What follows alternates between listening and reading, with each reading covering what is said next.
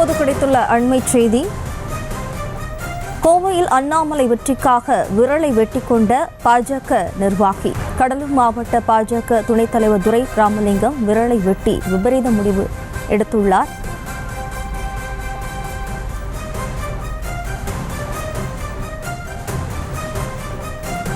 கோவையில் அண்ணாமலை வெற்றிக்காக விரலை வெட்டி கொண்ட பாஜக நிர்வாகி.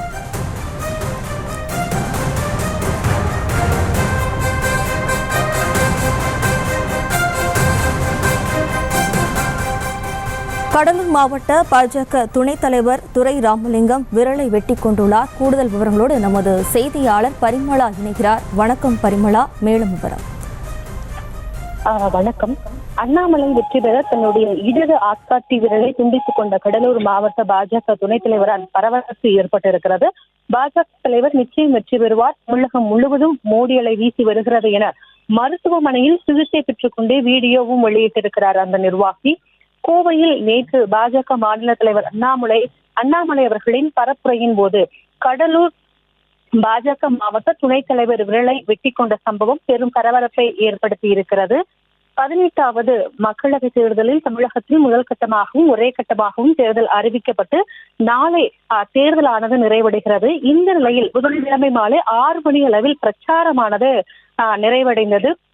இந்த நிலையில் கோவையை பொறுத்தவரை திமுக சார்பில் போட்டியிடும் கணபதி ராஜ்குமார் சிவானந்தா காலனியிலும், அதிமுக வேட்பாளர் சிங்கே ராமச்சந்திரன் சிங்காநல்லூரிலும், அதே போல பாஜக வேட்பாளர் அண்ணாமலை அவர்களும் போப் காலேஜ் பாலன் நகர் பகுதியில் பிரச்சாரத்தை நிறைவு செய்தார். இந்த நிலையில் பாஜக தலைவர் அண்ணாமலை பாலன் நகர் பகுதியில் பிரச்சாரத்தை நிறைவு செய்த நிலையில் கூட்டத்தில் இருந்த நபர் ஒருவர் திடீரென தனது இடது ஆட்காட்டி விரலை துண்டித்துக் கொண்டார். இதனை பார்த்து அருகில் இருந்தவர்கள் அவரை மீட்டு அரசு மருத்துவமனையில் சிகிச்சைக்காகவும் சேர்க்கப்பட்டிருக்கின்றனர். முதல் கட்டமாக விசாரணையில் அவர் கடலூர் மாவட்டம் முள்ளுப்பாடி எடுத்த ஆண்டாள் முள்ளிப்பாலம் பகுதியைச் சேர்ந்தவர் ராமலிங்கம் என்பதும் தெரிய வந்திருக்கிறது. கிட்டத்தட்ட 2014ஆம் ஆண்டு முதலே பாஜகவில் துணைத் தலைவராக இருந்து வந்ததும் தெரிய வந்துள்ளது. தற்பொழுது அவர் சிகிச்சை பெற்று வரக்கூடிய நிலையில் பாஜக தலைவர் நிச்சயம் வெற்றி பெறுவான் என்ற வீடியோவையும் அவர் வெளியிட்டிருக்கிறார்.